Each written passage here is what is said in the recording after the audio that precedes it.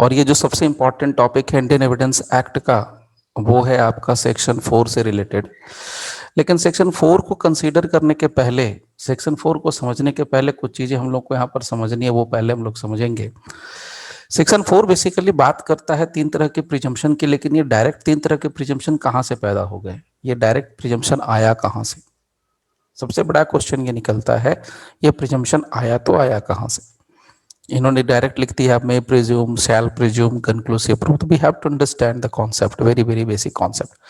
इसको ध्यान से समझ लेना, ये बहुत काम आने वाला है, पूरे इंडियन एविडेंस एक्ट का बेस है ये सारा।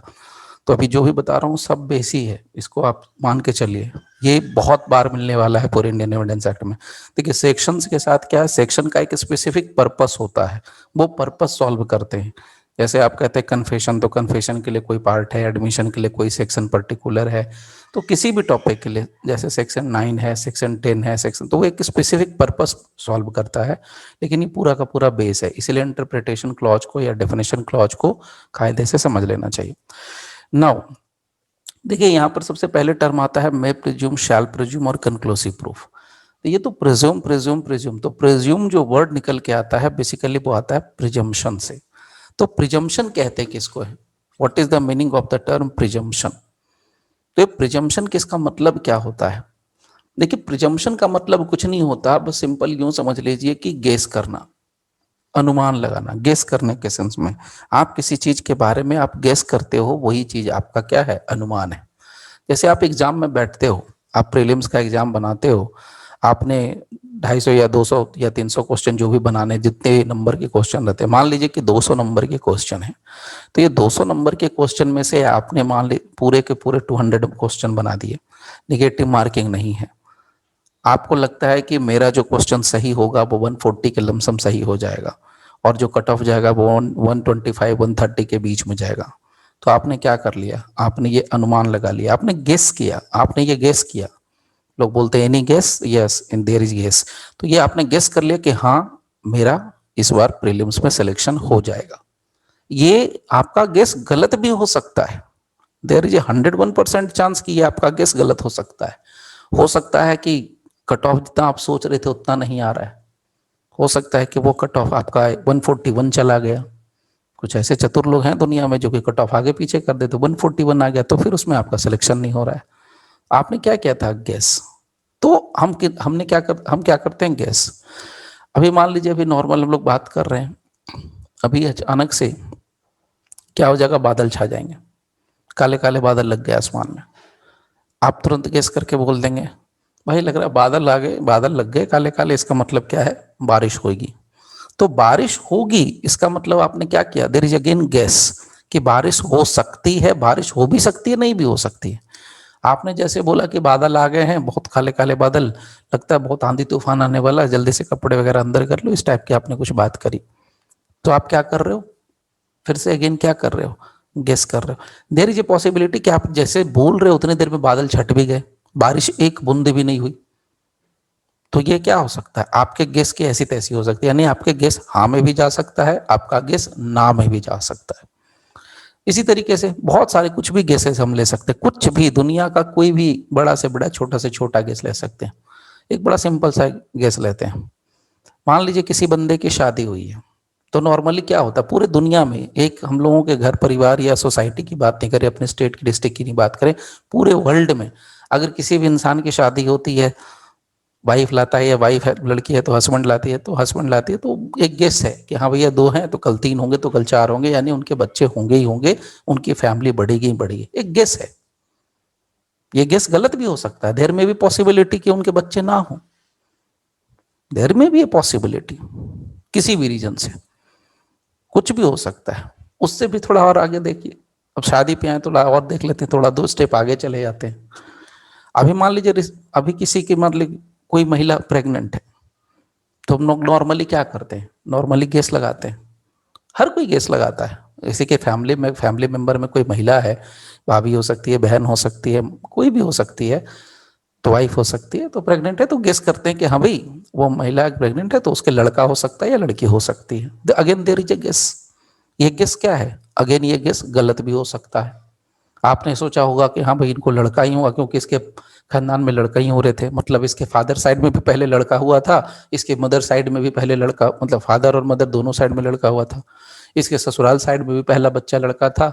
तो जाहिर सी बात है लोग गेस निकालते हैं कि हाँ इसको भी लड़का ही होगा। Again there is a guess. तो गेस ना बोल के लीगल टर्म में क्या बोलते हो आप? प्रिजम्पशन। आई एम श्योर जो एग्जाम्पल दे रहा हूं वो भूलने वाले एग्जाम्पल तो है नहीं, मसालेदार एग्जाम्पल है, सिंपल एग्जाम्पल है, हर चीज है। तो गेस का मतलब होता है बस प्रिजम्पशन, गेस का मतलब होता है प्रिजम्पशन। जो आप सिंपल इंग्लिश वर्ड बोलते हो गेस, उसी को लीगल टर्म में बोलता है प्रिजम्पशन। आपने क्या किया? अनुमान लगा लिया। कुछ भी आप अनुमान लगा सकते हो, कुछ भी, कोई मनाही थोड़े है। दुनिया में किसी चीज को सोचने के लिए, अनुमान लगाने के लिए आपको मनाही नहीं है। मजेदार बात क्या है कि आपका अनुमान सही भी हो सकता है, मजेदार पार्ट क्या है, आपका अनुमान गलत भी हो सकता है। अगर कोई लड़का हॉस्टल में रहता है, हॉस्टल में रहता है, अचानक से उसका 2000 का नोट उसके वॉलेट से गायब है, नहीं मिल रहा है, और हॉस्टल में सिर्फ 2 ही बेड है, ओनली 2 बेड्स आर देयर। और अभी जैसे सिचुएशन, अभी एक तरीके से लॉकडाउन लगा हुआ है, लोग नॉर्मली निकल नहीं रहे घर से बाहर। तो ऐसे कंडीशन में क्या लोग सोचेगा? दूसरा जिसका पैसा गुम हो गया है, जिसका पैसा वॉलेट में नहीं है, वो क्या सोचेगा कि उसके रूममेट ने उसके पैसा निकाल लिया है वॉलेट से। ये अनुमान गलत हो सकता है, ये गेस गलत हो सकता है। देर में भी पॉसिबिलिटी रखते समय या किसी रीजन से उसका पैसा गिर गया हो कहीं, ये भी हो सकता है कमरे पे गिर गया। अगर कहीं नहीं गया है तो वॉलेट से कुछ कर रहा होगा काम, तो निकल के पैसा गिर गया होगा, या निकाल के वो रख के भूल गया होगा, पॉसिबिलिटी। तो उसने अनुमान लगा लिया कि नहीं मेरे दोस्त ने पक्का चोरी किया होगा, निकाल लिया होगा। ये अनुमान है, अगेन दिस इज प्रिजम्पशन। उसी तरीके से मान लीजिए किसी के घर में किसी का कोई सामान चोरी हो गया, जैसे अभी ये वॉलेट का है, इसी तरीके से अगर वॉलेट चोरी हो गया, हॉस्टल की ही बात कर ले थोड़ी देर के लिए, वॉलेट चोरी हो गया, और वो वॉलेट जो है दूसरे के, यानी दूसरे जो रूममेट है उसके पास से निकलता है, उसके टेबल पर रखा मिलता है, या उसके टेबल के नीचे मिलता है, या उसके गद्दे या तकिए के नीचे मिलता है। आप क्या अनुमान लगा लेंगे कि जिसका वॉलेट चोरी हुआ, जिसका सामान चोरी हुआ, और वो सामान किसी दूसरे के पास से मिल रहा है, उसके रूममेट के पास से मिल रहा है, तो प्रिजम्पशन क्या होगा? प्रिजम्पशन क्या होगा कि भाई यही चोर है, इसी ने निकाल मेरा सामान चुराया होगा। These all are presumptions. इस सब को हम क्या बोलते हैं? प्रिजम्पशन। और इसी को हम सिंपल लैंग्वेज बोलते हैं गेस। मजेदार पार्ट और इससे भी इंटरेस्टिंग चीज आपको शेयर करता हूं। कानून कहता है, कानून के अंदर इंडियन एविडेंस एक्ट है, लॉ कहता है, लॉ कहता है कि किसी भी चीज पर, किसी भी चीज को, जो घटना घट चुकी है, कोई भी चीज, कोई घटना घट चुकी है, अगर कोई घटना घट चुकी है और उस घटना को हम साबित कराना चाहते हैं अपने फेवर में, जैसे यहां पर कोई दोस्त है जिसका वॉलेट चोरी हो गया, जिसका सामान चोरी हो गया, तो वो क्या करता है? कोर्ट में जाएगा। मान लीजिए कि कोर्ट छोड़िए, किसी दो अपने ही वार्डन को, हॉस्टल के वार्डन को बोलता है जनाब मेरा तो देखो इसने चोरी कर लिया है वॉलेट। तो अगर वो कहता है कि मेरा वॉलेट इसी ने चोरी किया है, और वॉलेट उसके पास से निकलता है, तो हम प्रिजम्पशन ले लेंगे कि चोर है। तो इसका दूसरा, ये प्रिजम्पशन गलत भी हो सकता है, उसको फंसाने के पर्पज से उसने वो वॉलेट जाके उसके बेड पर रख दिया हो, उसको तकिए के नीचे, उसके गद्दे के नीचे ले जाकर रख दिया होगा। ये बात सीसीटीवी कैमरे से नजर आती है, पता चला होगा बाद में सीसीटीवी देखने के बाद। लेकिन पॉइंट क्या है कि किसी भी दुनिया के किसी भी तथ्य को, किसी भी फैक्ट को, अब देखिए जो हम लोग बोल रहे हैं ये सब फैक्ट है। किसी महिला को लड़का होगा कि लड़की होगा, फैक्ट है। ए ने बी का वॉलेट चोरी किया, फैक्ट है। कुछ भी आप सोच रहे थे कि बारिश होगी, बारिश नहीं हुई, अगेन चीजें फैक्ट। तो फैक्ट तो कुछ भी हो सकता है। लेकिन अगर आप चाहते हैं कि अगर हम कोर्ट की बात कर ले, थोड़ा लीगल टर्मिनोलॉजी में बात करें, तो अगर आप चाहते हैं कि कोर्ट आपकी बात को माने, तो आप अपने तथ्य को, जो आपका फैक्ट है, जो आपका फैक्ट है, उसको आप पक्का पक्का साबित तो करो। जैसे एक आदमी है और वो शादी करता है, शादी करने के बाद उसका ऐसा सीन बनता है कि मुश्किल से 7 दिन वो रहता है, और उन 7 दिनों में अपने वाइफ के साथ रहने के बाद वो कहीं प्रोजेक्ट पर चला जाता है, किसी प्रोजेक्ट या किसी काम से बाहर चला जाता है। वाइफ की एक्सेसिबिलिटी नहीं होती, वाइफ के पास नहीं रहता। जब वो वापस लौटता है तो उसके पास एक बेटी होती है। वो आकर के कोर्ट में कहता है, आपके कोर्ट में कहता है, देखिए आप मतलब क्या है, आप you are going to be ए जज, जज इज इक्वल टू लॉ। जज का मतलब ही कानून है भाई, चलता फिरता आप कानून हो। इसलिए मैं बोलता हूँ लॉ को आप लोग निर्जीव मत समझो कि भाई लॉ में कुछ है ही नहीं, बुक है, बेयर एक्ट है, ऐसा नहीं सोचिए। आप सोचिए आप जज हैं तो आप ही चलता फिरता लॉ है। जज इज ए ह्यूमन बींग, तो law is a human being, जज इज इक्वल टू लॉ। हम लोग क्या मान लेते हैं, इंसाइक्लोपीडिया है जज, क्या इंसाइक्लोपीडिया है लॉ का। आप जज को कोई भी मैटर दे दीजिए, वो ढूंढ ढांड के आंसर निकाल ही देगा, किसी तरीके से जजमेंट निकाल के, चाहे किसी भी मैटर का, और आपको करना है। अगर आपके पास कोई मैटर आएगा सिविल का, तो आप सिविल नहीं करेंगे क्या? आप क्रिमिनल आएगा तो नहीं करेंगे क्या? आर्बिट्रेशन आएगा तो नहीं करेंगे क्या? कोई भी मैटर आएगा, you have to do it. It means आपके पास लॉट्स ऑफ नॉलेज है, ट्रिमेंडस नॉलेज, इंसाइक्लोपीडिया है आप, चलता फिरता लॉ है आप, चलता फिरता सारे बेयर एक्ट आपके माइंड में। ये प्रिजम्पशन है, फिर से ये अनुमान है, यानी कि पब्लिक के पास ये अनुमान है कि आप एक कानून जानने वाले बंदे हैं, भले आपको पता नहीं है, ये हमको और आपको पता है, हम दोनों को पता है कि हम लोग कितना लॉ जानते हैं। लेकिन दुनिया की नजर में आप बहुत बड़े कानूनविद हैं, बहुत बड़ा लॉ जानते हैं, आपसे बड़ा कोई जानने वाला नहीं, बिकॉज यू आर ए जज, because you know the law, that's why you are holding that position. ये सबसे बड़ी बात है। तो पॉइंट यहां पर क्या है, प्रिजम्पशन को एकदम समझ के एकदम दिमाग में फिक्स कर लेना। प्रिजम्पशन टर्म का मतलब होता है, सिंपल समझिए कि बस अनुमान अनुमान अनुमान। ये अनुमान गलत भी हो सकता है, ये गेस सही भी हो सकता है, दोनों ही बातें हो सकती है। ठीक है, तो ये होता है अनुमान। नाउ जब हम कोर्ट की बात कर रहे थे, तो कोर्ट में किसी भी तथ्य को साबित करने के लिए, किसी भी अनुमान को साबित करने के लिए, किसी इफेक्ट को साबित करने के लिए एविडेंस की जरूरत होती है। आपने अनुमान लगा लिया कि मेरा रूममेट ने ही चोरी करी है, लेकिन आपको इसको साबित करने के लिए कुछ फैक्ट, कुछ एविडेंस चाहिए, कुछ एविडेंस चाहिए। तो प्रिजम्पशन, प्रिजम्पशन क्या करता है, प्रिजम्पशन कहता है, यानी अगर कोर्ट ने प्रिज्यूम कर लिया किसी मामले को, या गेस कर लिया, अनुमान लगा लिया, जो कि गलत भी हो सकता है, और वो अनुमान लगा के बैठ गया कि नहीं इसी ने चोरी की है, तो भाई इसने चोरी की है तो की है। लेकिन कोर्ट अनुमान लगाएगा वो गलत हो सकता है, क्योंकि जो अनुमान लगाया है उसको साबित करने के लिए पर्टिकुलर एविडेंस चाहिए। अब जो बंदा कह रहा है कि जी भाई मेरी शादी हुई, मैं 7 दिन तक वाइफ के कमरे में वाइफ के साथ रहा, नो डाउट मैं रहा, but there was no accessibility, so ये लड़की जो बच्ची जो है वो मेरी नहीं है, वो ये सामने से बोल रहा है ये मेरी लड़की नहीं है, ये मेरी बच्ची नहीं है, मेरी बेटी नहीं है, मैंने पैदा नहीं किया, I am not the father. अरे जब मैं फादर हुई नहीं तो मैं किस बात का वो खर्चा उठाऊं या मेंटेनेंस उठाऊं? यानी जो खाना हमने खाया नहीं उसका बिल क्यों चुकाएंगे रेस्टोरेंट में? ये कॉमन मैन की लैंग्वेज है, एक आम आदमी ऐसा बोलता है।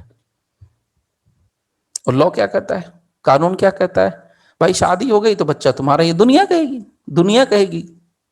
और 7 दिन तक तुम कमरे में बंद थे बीवी के साथ, तो मानिए ये प्रिजम्पशन की बात है, ये अनुमान की बात है, कोई भी गेस करेगा।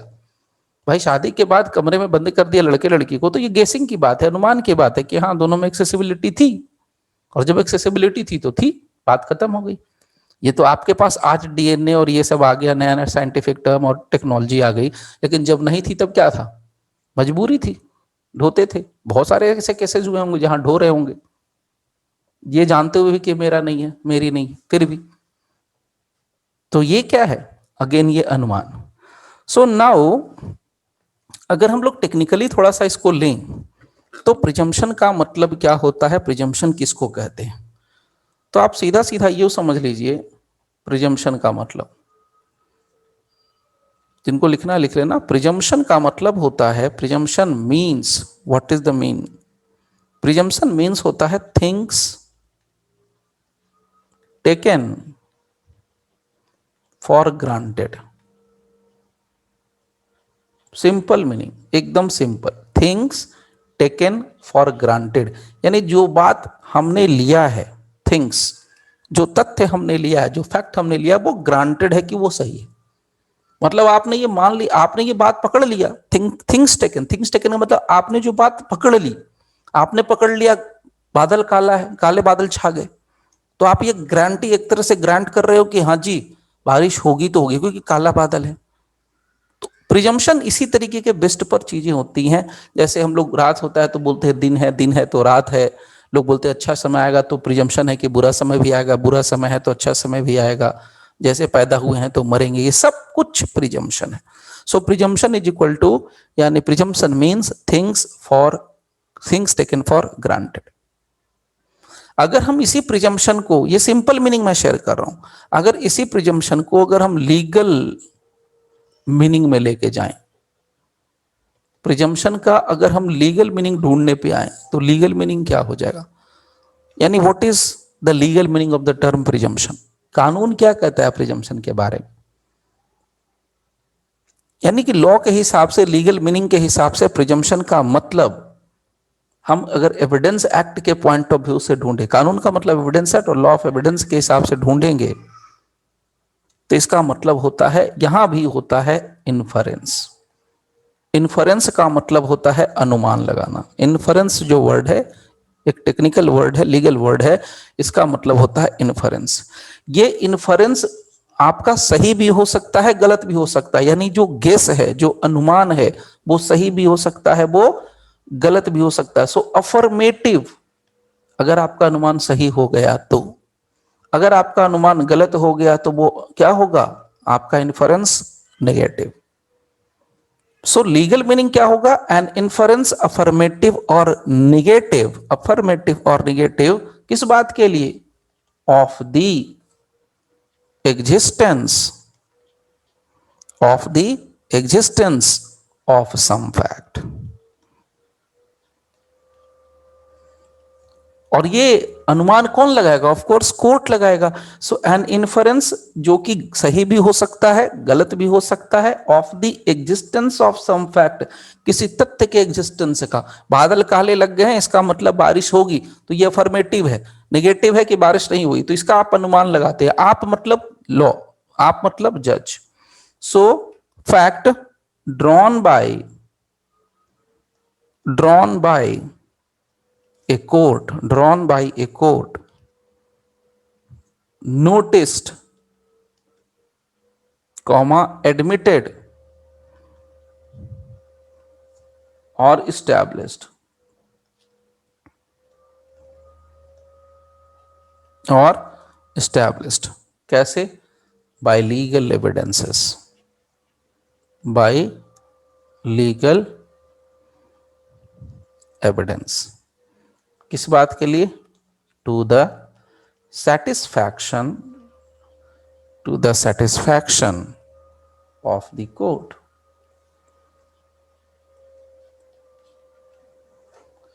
तो ये टेक्निकल मीनिंग है किसका? प्रिजम्पशन का।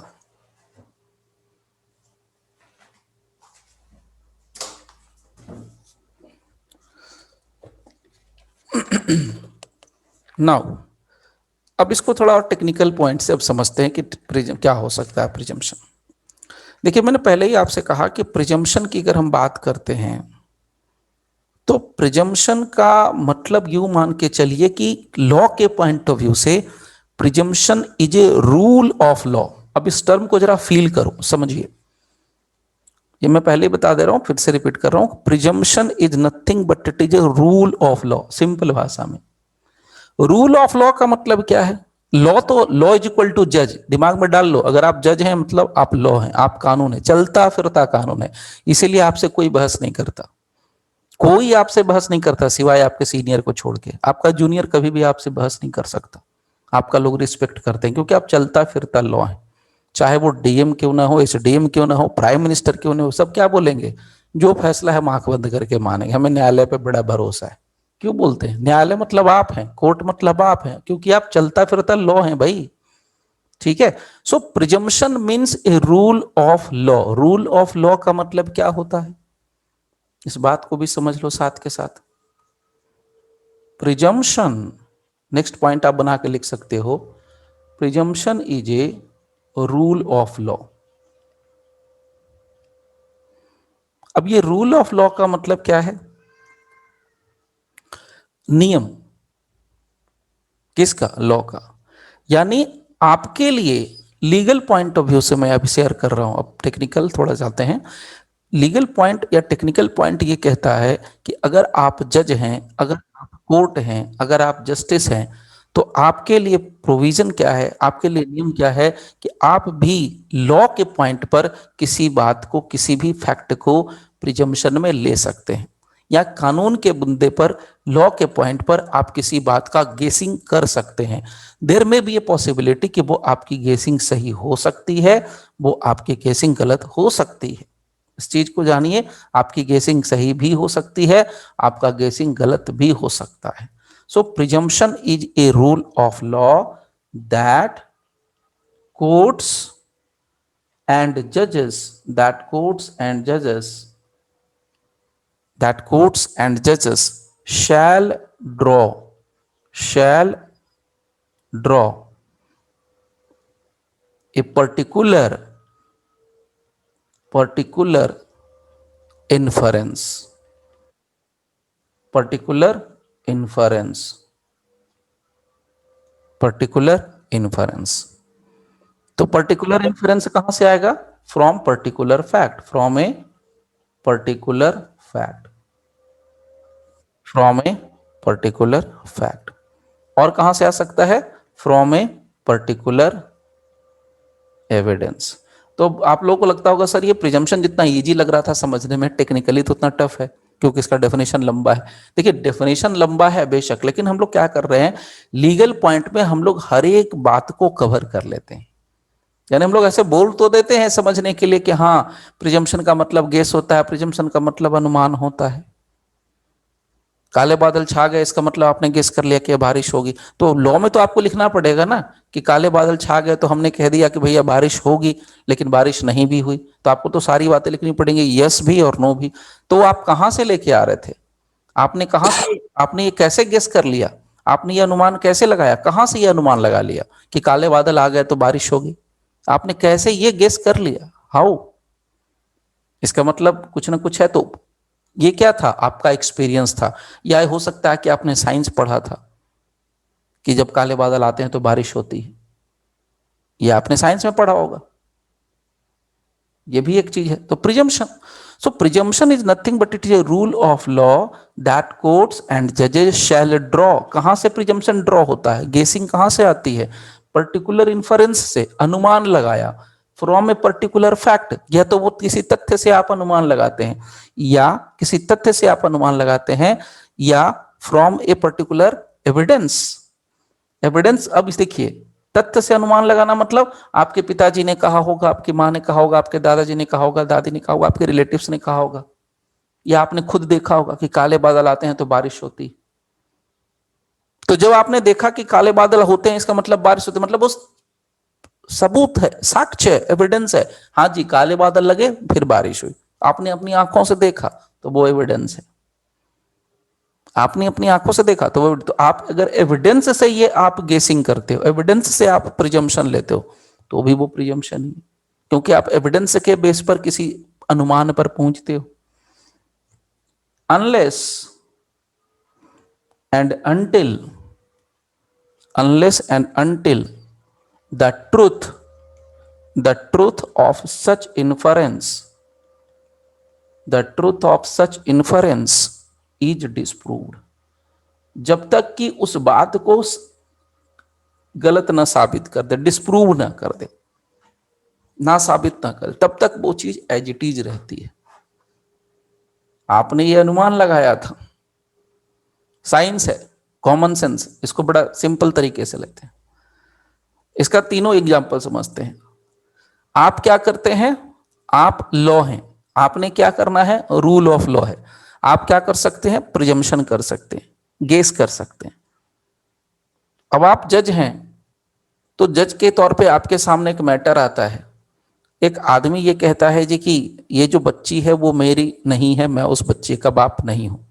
महिला कहती है नहीं जी इस बच्चे का बाप तो यही है, क्योंकि ये शादी के 7 दिन तक मेरे साथ रहे थे। तो अगर अब 7 दिन तक साथ में रहे थे, अब इस लाइन का प्रिजम्पशन क्या निकालेंगे? रूल ऑफ लॉ है तो प्रिजम्पशन क्या है? यानी कि फैक्ट है, आपका एक्सपीरियंस है, दुनिया ये कहती है, साइंस ये कहता है कि भाई शादी हुई हुई तो नॉर्मली हस्बैंड वाइफ के बीच में फिजिकल एक्सेसिबिलिटी रिलेशनशिप रहा होगा। यहाँ फिजिकल रिलेशनशिप के बाद भी बच्चे नहीं किसी को होते, लेकिन ये प्रिजम्पशन है, ये मानी हुई बात है। ऐसे नहीं यहां पर हॉस्पिटल्स चल रहे हैं बहुत सारे जिसके संतान नहीं है, हाँ भाई आओ बच्चे गोद लेके जाओ, हम तुम्हें संतान बना के देंगे, बच्चे देंगे। यहां ऐसे भी हालात हैं दुनिया के अंदर जहां एक्सेसिबिलिटी होने के बाद भी किसी को संतान नहीं होती, किसी न किसी प्रॉब्लम, रीजन, बीमारी की वजह से। लेकिन उसके बावजूद एक बहुत बड़ा एक प्रिजम्पशन है, एक गेस है, एक अनुमान है कि एक आदमी और औरत को अगर शादी करके उसके कमरे में बंद कर दिया जाए तो वो फिजिकल रिलेशन में जाएगा और संतान जो होगी उसी की संतान मानी जाएगी। प्रिजम्पशन है, गेस है, इस बात को पकड़ लीजिए। तो ठीक है भाई, गेस है। तो आपने क्या कर लिया, आपके सामने ये मैटर आया, डिस्प्यूटेड मैटर, किस बच्चे का बाप है कौन, आपको ये डिसाइड करके देना इस बच्चे का बाप कौन है। महिला कहती है, वाइफ कहती है जी इस बच्चे का बाप यही मेरा हस्बैंड है। हस्बैंड वाइफ के बीच में इस बात का डिस्प्यूट नहीं कि मैं उसका पति हूं वो पत्नी, ये तो मैटर ही नहीं है। मैटर ये है कि इस बच्चे का बाप कौन है। This is the question before you and you have to decide, you have to give the answer. सोचिए आप कितने बड़े लोग हैं, आपको आंसर देना है कि इस बच्चे का बाप कौन है। जबकि आप ना उसकी शादी में गए ना तो उसके बारात में नाचे, कुछ नहीं किया आपने, फिर भी आप बैठे बैठे कमरे में एक बंद एसी के कमरे से बैठ के आप डिसीजन देते हैं हाँ जी इस बच्चे का बाप वो है, और वो मानेगा। कितना पावरफुल है आपके पास, कितना इंटेलेक्ट है आपके पास, कितने बुद्धिमान लोग हैं आप। Try to understand it. Now the question before us. तो आपके पास दो चीजें क्या है, या तो एक सिंपल, एक जो आपने बचपन से सुन रखा है, जवानी में देख रखा है, दोस्तों की शादी देख रखी है, मान लेते हैं, मैं प्रिज्यूम करता हूं कि you are a unmarried person. तो आपने क्या, एक तथ्य का मतलब गेस, तथ्य का मतलब घटना। आपने बहुतों शादियां अटेंड करी है, सबकी शादी में ये होता था भाई शादी हुई, संतान आ गई 10 दिनों के अंदर, 15 दिन के अंदर, 20 दिन के अंदर पता चल जाता था कि हाँ भैया इसको महिला तो प्रेग्नेंट है, वो तो बाप बन गया मेरा दोस्त। तो आपके पास ये फैक्ट है कि किसी आदमी की शादी हो गई, शादी के बाद फिजिकल रिलेशन हो गया, तो ये तथ्य है कि उसके संतान होगी और उस संतान का बाप वही होगा और उसकी मां भी वही होगी। तो आप इस बात को भरोसा करते हुए, इसको प्रिज्यूम करते हुए, इसको प्रिजम्पशन गेस में लाते हुए आप कह सकते हो कि नहीं नहीं तुमने शादी की, तुम 7 दिन तक रहते बंद कमरे में, इसलिए इस बच्चे का बाप तुम ही हो। वो कहता नहीं जनाब मैंने कुछ किया ही नहीं, मेरा कुछ फिजिकल एक्सेस था ही नहीं, there was no physical access, मैंने तो टच भी नहीं किया, हाउ इट इज पॉसिबल। अब अलग बात है कि 10 साल के बाद ब्लूटूथ हो जाए भाई, वाईफाई आ जाए, क्या होगा पता नहीं, I don't know, you don't know, तो कुछ भी हो सकता है, ब्लूटूथ वाईफाई दुनिया कहीं से कहीं जा सकती है, we can't say anything about that. हो सकता है कि जैसे हम लोग आज व्हाट्सएप पर मैसेज भेजते हैं उससे हो सकता है बच्चे भी ऐसे डिलीवर हो जाएंगे, मे भी कुछ भी हो सकता है, देयर इज ए पॉसिबिलिटी, इसको ना नहीं बोल सकते। साइंस लगे हुए, साइंस लगा हुआ है, साइंटिस्ट। तो उसने कहा कि देयर इज सर कुछ भी नहीं है, सर कुछ भी नहीं है। तब आपका दिमाग खटकेगा। जब उसने कहा कि सर मेरा कोई फिजिकल एक्सेस था ही नहीं, आप भी सर जनाब जबरदस्ती मेरे पल्ले बांध रहे हो, जबकि मैंने कुछ किया नहीं, मैं तो उस मतलब वो सजा काटने के लिए आप मेरे को बोल रहे हो, उस बात की पनिशमेंट मुझे दे रहे हो जो मैंने अपराध किया ही नहीं है। आप मुझे उस खाने का बिल चुकाने के लिए कह रहे हो जो मैंने खाया ही नहीं। तो उस कंडीशन में क्या होगा, तब आप दूसरा दिमाग लगाओगे, एंड द सेकंड दिमाग is, the second option is particular evidence. जब ये बात आएगी तब आपको कहना पड़ेगा, महिला को तो आप कुछ बोल नहीं सकते, आप जज हैं, डिसेंट हैं, तो आप बस इतना कहेंगे भाई एक काम करो, ये इतने जोर जोर से स्ट्रॉन्ग रीजन से चिल्ला रहा है, ये कह रहा है बार बार, इसका मतलब देयर इज समथिंग रीजन। तो अगर ये बार बार कह रहा है तो इसकी बातों में, मैं तुम्हारी बात मैंने सुनी, इसकी भी बात सुन ली, तो ऐसा करो कोई एविडेंस लेके आओ जिससे ये साबित हो जाए। अब अजीब सी बात है यार, बंद कमरे में हस्बैंड वाइफ के बीच से तुम कहाँ एविडेंस लेके मांग रहे हो यार, मतलब मजाक कर रही हो, जज हो यार, क्या हो, व्हाट यू आर। इसके लिए क्या बना साइंस, इसके लिए क्या बना मेडिकल साइंस। जाओ भाई इसका जाके डीएनए टेस्ट करा दो, बच्चे का और बाप का दोनों का, रिपोर्ट लेके आओ। आपने करा दिया, ऑर्डर कर दिया, रिपोर्ट लेके आओ। अब रिपोर्ट लेके आ गए, अब जो रिपोर्ट में जो लिखा है कि उस बच्चे का डीएनए और इस बच्चे का डीएनए मैच नहीं करता है, और अगर जो लिखा है, देखिए 2 चीजें होंगी उस रिपोर्ट से, 2 ही चीज निकलेंगी, या तो हाँ उस बच्चे का बाप वो है, या तो उस बच्चे का बाप वो नहीं है। तो रिपोर्ट में, एफएसएल की रिपोर्ट में लिख दिया, डीएनए की रिपोर्ट में निकाल के दे दिया कि हाँ इस बच्चे का बाप वो नहीं है, उसका मत वो कह देगा कि डीएनए मैच नहीं करता, डिसाइड आपको करना है बच्चे का बाप है कि नहीं। तो वो लिख देगा कि बच्चे का डीएनए और उसके फादर का डीएनए मैच नहीं करता है।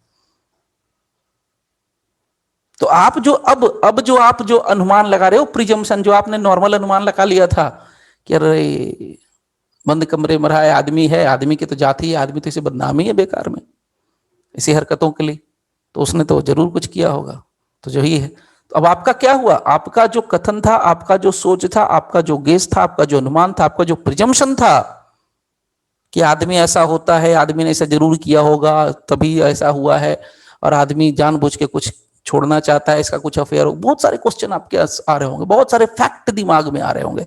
इस आदमी का कहीं चक्कर चल रहा होगा, इसलिए या इसको ये लड़की पसंद नहीं होगी, या कुछ बात होगी, इसको छोड़ना चाहता होगा, दहेज का मामला हो, बहुत सारे फैक्ट आ रहे होंगे दिमाग में। इसीलिए इससे छुटकारा पाने के लिए क्या कर रहा है, ऐसे एलिगेशन लगा रहा है। एडल्ट्री है, एडल्ट्री के ग्राउंड पर ले लेगा वो डिवोर्स।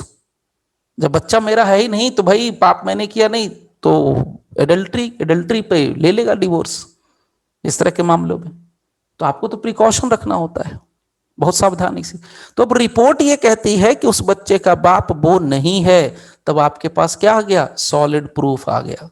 और सॉलिड प्रूफ आ गया मतलब आपका जो प्रिजम्पशन था, आपका जो अनुमान था, आप जो अनुमान पर्टिकुलर इन्फरेंस जो आप निकाल रहे थे, यहां पर लिखा है ना पर्टिकुलर इन्फरेंस, वो अब आप फैक्ट से नहीं निकालोगे, आप कहां से निकालोगे, एविडेंस से निकालोगे। क्योंकि अब आपके पास क्या है, मेडिकल रिपोर्ट। तो मेडिकल रिपोर्ट से जो अब आप अनुमान निकालोगे, या मेडिकल रिपोर्ट से जो आपने प्रिजम्पशन किया, वो चीज क्या हो गई, प्रिजम्पशन ऑफ लॉ हो जाएगी। आप लॉ है ना, तो इसीलिए प्रिजम्पशन ऑफ लॉ आपने मान लिया।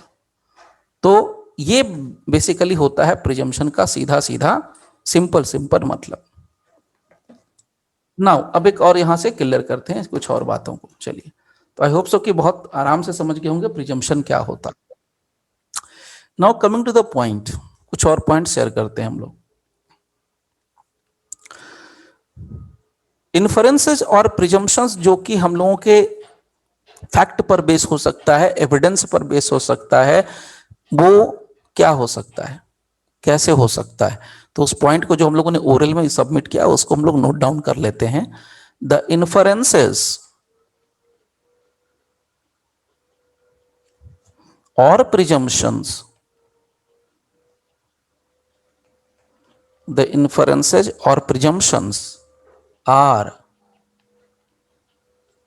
based upon, आराम से समझना बिल्कुल कूल होके, इन्फरेंसेज या प्रिजम्पशंस। देखिए और लिखा है, मतलब दोनों एक ही होते हैं। प्रिजम्पशन का मतलब भी गेसिंग, इन्फरेंस का मतलब भी गेसिंग, अनुमान के सेंस में। सो इन्फरेंसेज या प्रिजम्पशंस आर बेस्ड अपॉन, किस चीज पर बेस्ड है, द वाइड एक्सपीरियंस। ये वाइड एक्सपीरियंस, आपके एक्सपीरियंस आपको धोखा दे सकते हैं, इस चीज को जान लीजिए। जरूरी नहीं कि आपका एक्सपीरियंस हमेशा सही हो। So the wide experience of A connection existing between two facts, existing between two facts। तो ये आपका जो वाइड एक्सपीरियंस है ना, ये आपके धोखा दे सकते हैं।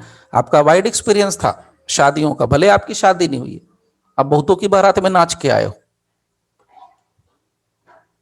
तो आप बहुतों की बारात में नाच के आए हो, तो आपको वाइड एक्सपीरियंस है कि आपके दोस्त का, आपके फ्रेंड का, आपके गर्लफ्रेंड का, आपके बॉयफ्रेंड का सो कॉल्ड ऐसा ऐसा हुआ है, तो वाइड एक्सपीरियंस है। तो वहां से भी हम लोग क्या ले लेते हैं, प्रिजम्पशन ले लेते हैं। नाउ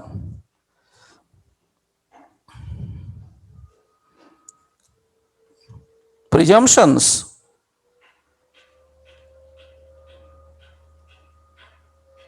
में ऑल्सो, अब यहां से तो लिया, एक्सपीरियंस से तो ले लिया, और कहां से ले लेते हैं, प्रिजम्पशंस में also be drawn from the course of human affair या human conduct, human conducts, comma from the usage of society,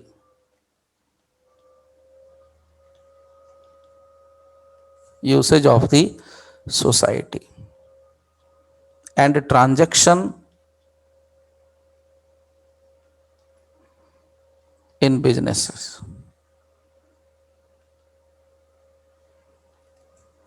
तो प्रिजम्पशन आपके एक्सपीरियंस से आ सकता है, आप अनुमान जो लगा सकते हैं अपने अनुभव से बोल सकते हैं, या ह्यूमन कंडक्ट से बेस्ड हो सकता है, या आप सोसाइटी के यूसेज से ले सकते हैं, या बिजनेस के ट्रांजैक्शन से ले सकते हैं। तो आप कहीं से भी आप प्रिजम्पशन ले सकते हैं। यहाँ तीन चीजें आ रही।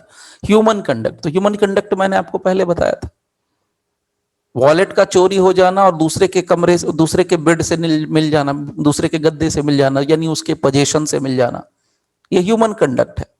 तो आप क्या सोच लेते हैं, यहां पर बिल्कुल सीधा सीधा अनुमान लगाते कि वो चोर है। ये गलत भी हो सकता है। So for example, let's say example, for example number 1, A watch, और वॉलेट कुछ भी ले लेते हैं, ए वॉच ऑफ, मान लीजिए सुनील कर देते हैं, Sunil is stolen,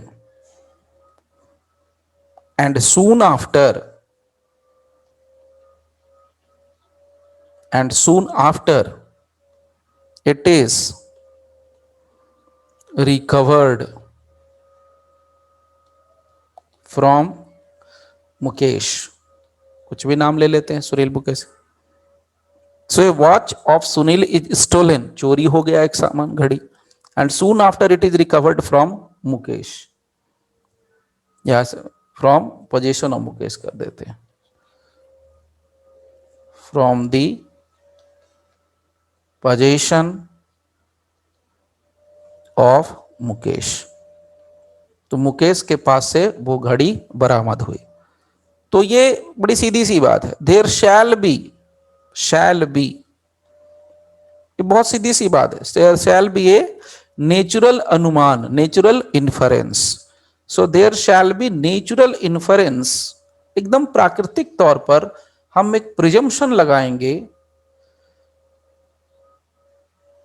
natural inference अनुमान लगाएंगे, क्या, दैट मुकेश, मुकेश ने घोड़ी चोरी की है। सो मुकेश ईदर, इधर इसलिए कह रहे हैं कि दोनों ही सिचुएशन है, या तो चोरी कर सकता है या तो नहीं भी कर सकता है। सो मुकेश ईदर स्टोलन दी वॉच, मुकेश ने या तो घड़ी चोरी की होगी हिमसेल्फ, या किसी और से ली होगी हिमसेल्फ, और received it, received it from some thief, किसी चोर से लिया होगा, ये जानते हुए लिया होगा कि ये उसकी घड़ी है, knowing it to be stolen. बहुत बार रियल लाइफ में ऐसी घटना घट जाती है, बिल्कुल प्रैक्टिकल में।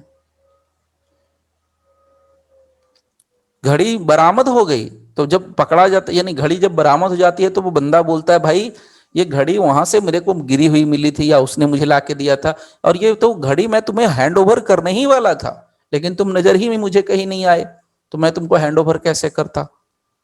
तो ये जब पकड़े जाते हैं लोग, यानी पकड़े ये सही शब्द नहीं है, जब तक कि वो साबित ना हो जाए, तो जब तक सही साबित नहीं होता आरोप, तब तक लोग यही यही सारे डिफेंसेज लेता है, अक्यूज ये सारे डिफेंसेज लेता है।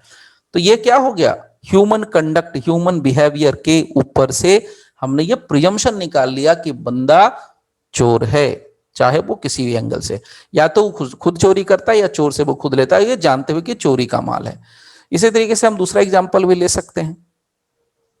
दूसरा एग्जाम्पल ले रहे हैं हम लोग ट्रांजेक्शन ऑफ बिजनेस से, transaction sorry transaction in business से। तो ट्रांजेक्शन इज बिजनेस का मतलब क्या होता है, ट्रांजेक्शन इज बिजनेस का मतलब ये होता है कि आप कोई काम करते हैं और उस काम का रिजल्ट वैसा होगा in the sense of business. मतलब आपने किसी को ईमेल भेजा, चलिए व्हाट्सएप की बात कर लेते हैं, बड़ा सिंपल, आज के डेट में व्हाट्सएप चलता है। आज के डेट में आपने क्या किया, व्हाट्सएप किया, व्हाट्सएप करने के बाद सिंगल टिक लग जाता है तो आप कहते हैं अच्छा जी पहुंच तो गया है, डबल टिक लग जाता है मतलब कंफर्म है कि पहुंच गया। अब जब दो टिक वो कलर चेंज कर देता है ना, कौन तो कलर होता है ना, ग्रीन या ब्लू कुछ होता है, तो वो जब कलर चेंज हो जाता है, कंप्लीट कलर जब चेंज हो जाता है, तब आप कहते हो अच्छा जी मिल भी गया, उसके पास कंफर्म पहुंच भी गया, और उसने देखो हमारा मैसेज देख भी लिया। तो ये क्या है, अगेन क्या है, प्रिजम्पशन। तो ट्रांजेक्शन आपने कब भेजी, अगर आपका कोई इंप्लॉई है और वो 10 से आपके 5 के बीच में ड्यूटी बजाता है और आपने उसको 1 बजे दिन में या 12 बजे दिन में आपने उसको एक मैसेज भेजा, बोला भाई इस प्रोजेक्ट पर तुम काम कर लो, ये मैसेज आपने उसको व्हाट्सएप पर मैसेज किया, वहां पर डबल टिक बराबर से कलर चेंज करके लग गया, तो आप इस बात का क्या प्रिजम्पशन लगाओगे? इसका प्रिजम्पशन आप यही लगाओगे कि हाँ भाई उसको मैसेज जो भेजा था वो बराबर मिल गया, उसने पढ़ लिया समझ लिया और वो उसी चीज पर उसी प्रोजेक्ट पर काम कर रहा होगा।